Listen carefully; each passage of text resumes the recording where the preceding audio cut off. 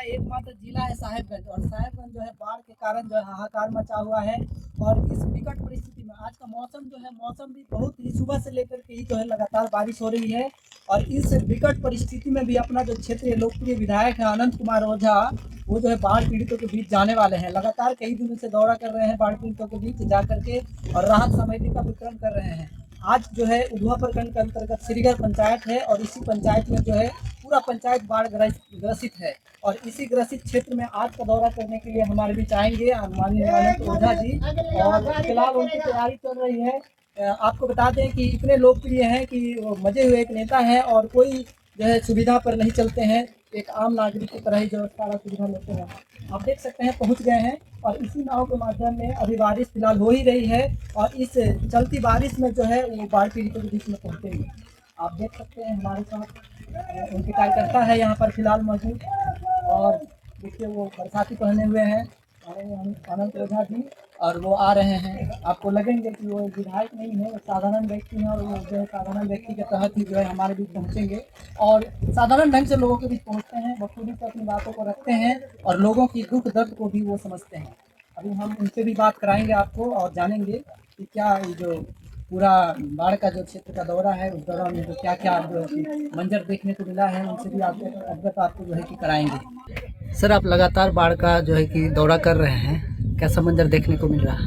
नहीं, देखिए, बाढ़ की माँ गंगा का अविरल वरदान है साहिबगंज जिले को, और इस समय में माँ गंगा का यह वरदान बाढ़ के कारण जो है अभिशाप के रूप में सामने आता है। नागरिक जीवन लगातार कष्ट में रहता है, और इस बार जो प्राकृतिक आपदा आई है, बाढ़ की विभीषिका आई है, वो 4 दिनों के अंदर का अचानक पानी जल स्तर काफ़ी तेज़ी से बढ़ा है। उसके कारण से इस परिणाम से हम लोगों को गुजरना पड़ा है।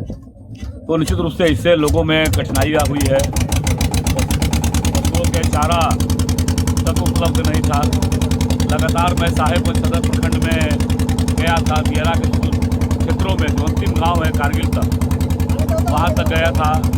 कल राजमहल और साहेबगंज का जो गोपालपुर दियारा, गदाई दियारा वाला जो क्षेत्र है, उन गाँव में मेरा जाना हुआ है, उन क्षेत्रों में मेरा जाना हुआ था। और आज उधवा प्रखंड के दियारा क्षेत्र का देख रहे हैं, चारों तरफ जल ही जल दिखाई दे रहा है। और विगत कई वर्षों में लगातार प्रयास करके हमने दियारा क्षेत्र को मुख्य धारा से जोड़ने के लिए कई योजनाएं लाई है, जिसका दृश्य आप देख रहे होंगे। जहाँ का पहले केवल जल ही जल दिखाई देता था, आज उन क्षेत्रों में देखिए सड़क से भी लोग जा पा रहे हैं। तो ये उसी सोच का परिणाम है कि दियारा क्षेत्र को प्राथमिकता में लेकर के और वहाँ कनेक्टिविटी कैसे स्थापित हो, इस दिशा में प्रयास किए हैं, और उस प्रयास का परिणाम है। लेकिन माँ गंगा का तो बाढ़ होती है, और इस कारण से जान माल सभी का पूरा पहाड़ घिरा हुआ है। और इसी नाते हम लोगों ने आग्रह किया है जिला प्रशासन से भी, राज्य सरकार से भी, सभी बाढ़ पीड़ितों को तत्काल जो सरकारी राहत होता है, विशेष करके पशुओं का चारा का संकट, बड़ा चारा का संकट हुआ है।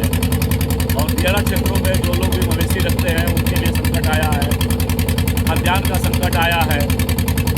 आज मुझे मालूम हुआ कि आंशिक रूप से कुछ सूखा खाद्यान्न शासन ने उपलब्ध कराया है, लेकिन इसको और तेज करने से आखिर कौन जिम्मेवार इसके लिए? सबको पता है कि गंगा का बाढ़ प्रत्येक साल आती है। झारखंड का एकमात्र जिला साहेबगंज है जहां गंगा का बाढ़ के कारण कठिनाई होती है। वो भी साहेबगंज जिला में 3 ही प्रखंड है।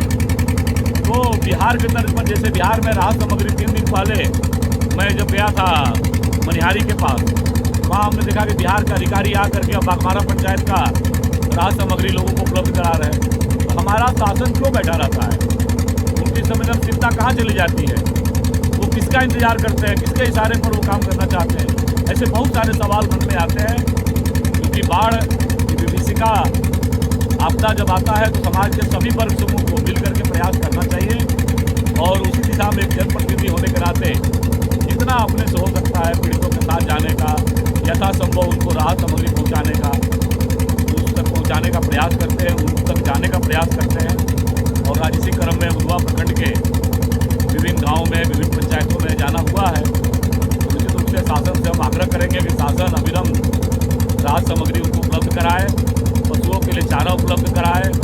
और 2 दिन पहले मैं साहेबगंज सदर प्रखंड के मुसहरी गांव में बाढ़ के डूबने से कारू पासवान की मृत्यु हो गई थी। उनके परिजनों से भी जाकर मिला, उनको कुछ आर्थिक सहयोग भी प्रदान किया। तो शासन के लोगों को भी इस दिशा में संवेदनशील होकर के उनको काम करना चाहिए। सर, झारखंड में एकमात्र जिला है साहेबगंज जो गंगा नदी के किनारे बैठा हुआ है, और इसी जिले से अपने झारखंड का मुख्यमंत्री जी चुन करके जाते हैं। तो हेमंत सोरेन के बारे में आप क्या कहना चाहेंगे? नहीं, माननीय मुख्यमंत्री जी को चूँकि वो जिले से अवगत है, और कल भी मैंने अनुरोध किया था कि 2 वर्ष पहले वो हेलीकॉप्टर से सर्वे भी किए थे। उनको मालूम है कि बाढ़ की विभीषिका क्या होती है, बाढ़ का दर्द साहेबगंज जिले को, राजमहल विधानसभा क्षेत्र वासियों को कैसे कठिनाइयों से गुजरना पड़ता है, उनको पता है। इसलिए उनके अधिकारी पता नहीं किस मिशन पर काम करते हैं, उनको सूचनाएं नहीं मिल पा रही है, या सरकार ही खुद संवेदनशील बन करके जानबूझ करके मौन साधे रहती है। तो उनको संवेदनशीलता दिखाना चाहिए, अधिकारियों को निर्देशित करना चाहिए, और निर्देशित करते हुए इस बाढ़ में तत्काल लोगों तक राहत पहुँचानी चाहिए। सर, आज झमाझम बारिश के बीच आप जो है कि पीड़ितों के बीच पहुंच गए हैं, तो आपको इतना सकारात्मक ऊर्जा कहां से मिलती है, कैसे मिलती है? ये तो देखिए, मैं कहा जाए कि हम सब लोग सेवा ही संगठन है।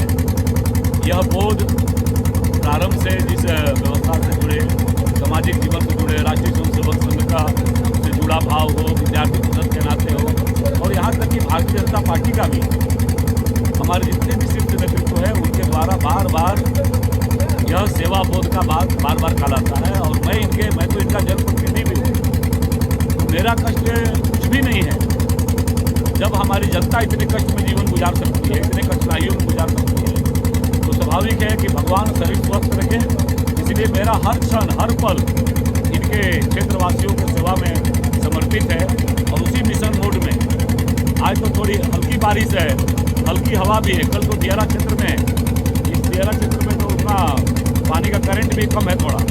कल तो रात के अंधेरे में भी काफ़ी पानी का करंट था, और उस करंट में हमारे सभी साथियों के साथ, हमारे भारतीय जनता पार्टी के जितने साथी थे, सभी साथियों के साथ हम लोग पहुँचने का प्रयास किए, उन तक कुछ राहत सामग्री पहुँचाने का प्रयास किए। तो यात्रा चलती रहती है। केवल आपके माध्यम से राज्य शासन से भी जरूर मेरा आग्रह है कि आपदा के अवसर पर शासन को संवेदनशील होते हुए और लोगों तक राहत पहुँचाने का काम करें, बिना किसी भेदभाव का सरकार इन लोगों तक राहत सामग्री पहुँचाने की दिशा में